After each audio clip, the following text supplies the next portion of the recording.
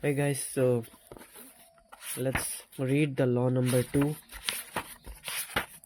Okay, second law. You can see here. Never put too much trust in friends. Learn how to use enemies. Judgment. Be wary of friends, they will betray you more quickly, for they are easily around to envy. They also become spoiled and uh, tyrannical, but hire a former enemy and he will be more loyal than a friend, because he has more to prove. In fact, you have more to fear from friends than from enemies. If you have no enemies, find a way to make them. Okay. Keys to power. Profiting by our enemies. Okay. It is natural to want to employ your friends when you find yourself in times of need. The world is a harsh place, and your friends often soften the harshness. Besides, you know them. Why depend on a stranger when you have a friend at hand?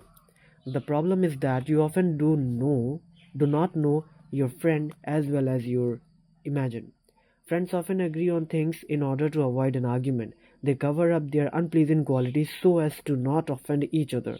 They laugh extra hard at each other's jokes since honesty rarely strengthens friendship.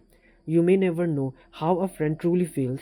Friends will say that they love your poetry, adore your music, envy your taste in clothes. Maybe they mean it, often they do not.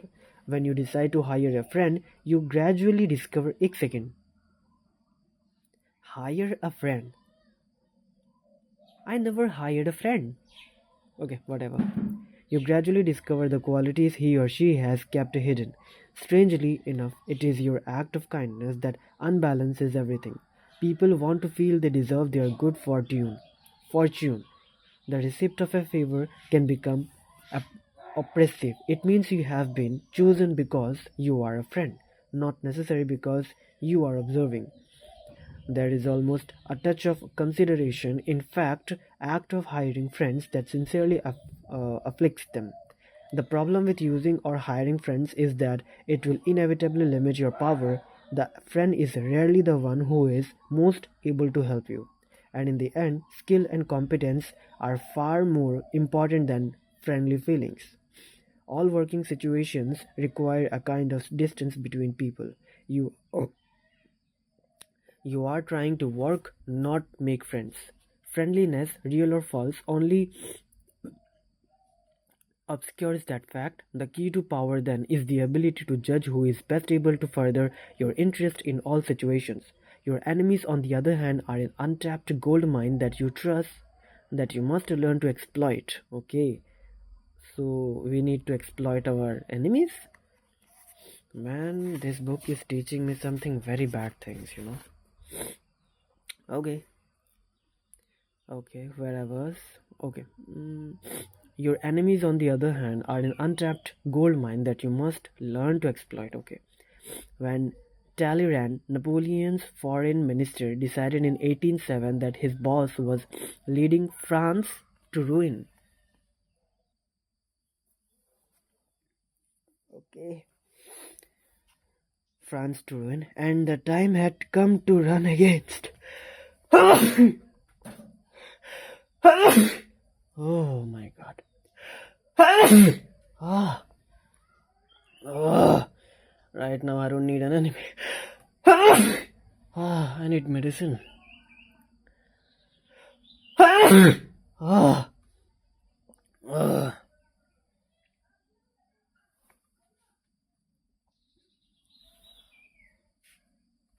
Okay. It's very hard to read. Okay. Where I was? Okay. Foreign minister, right? Okay, I got it. Okay, where I was? Let me find it. Okay. France to ruin him. Okay. Decided in 1807 that his boss was leading France to ruin, and the time had come to turn against him. He understood the dangers of conspiring against the emperor. He needed a partner, a confederate. What friend could he trust in such a project? He chose Fauci, head of the secret police, his most hated enemy, a man who had even tried to have him assassinated. He knew that their former hatred would create an opportunity for an emotional reconciliation. He knew that Fauci would expect nothing from him and in fact would work to prove that he was worthy of Talleyrand's choice. A person who has something to prove will move mountains for you. Finally, he knew that his friendship with Fauci would be based on mutual self-interest and would not be contaminated by personal feeling. The selection proved perfect, although the conspirators did not succeed in topping Napoleon. The union of such powerful but unlikely partners generated much interest in the cause. Opposition to the emperor slowly began to spread, and from then on, the Talleyrand and Fauci had a fruitful working relationship.